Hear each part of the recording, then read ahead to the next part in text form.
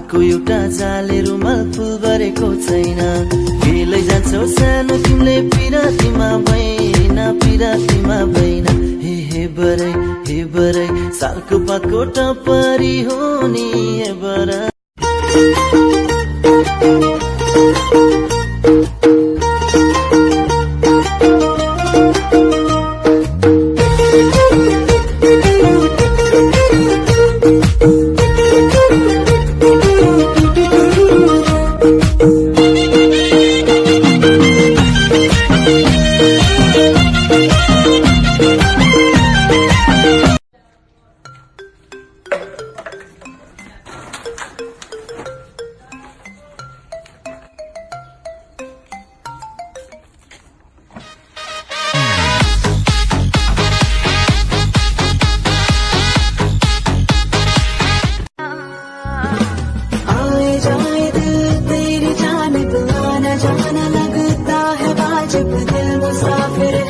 हमारे साथ बुरे हैं उनके साथ हमें अच्छा होना चाहिए या इक्वल होना चाहिए?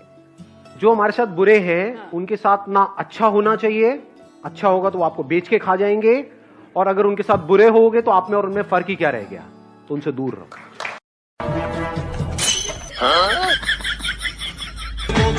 बल्ले बल्ले हो जाएगी, बल्ले बल्ले। 1 घंटे बाद तुझे फांसी दी जाएगी। मरने से पहले किससे मिलना चाहते हो? तो मरने से पहले हम अपनी बीवी से मिलना चाहते हैं। माँ बाप से क्यों नहीं?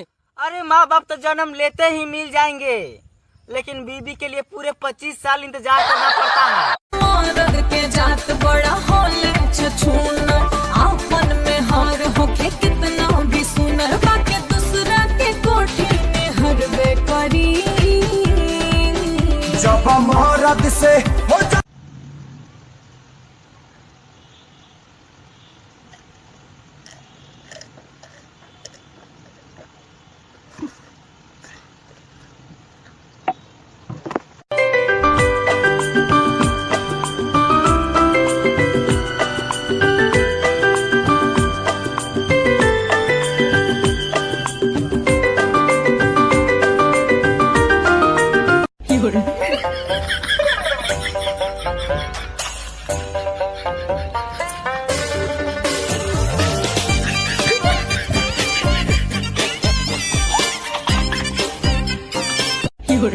की बहिन से हमारा सेट करा दो ना, तू अपना छोटा की बहिन से हमारा सेट करा दो ना।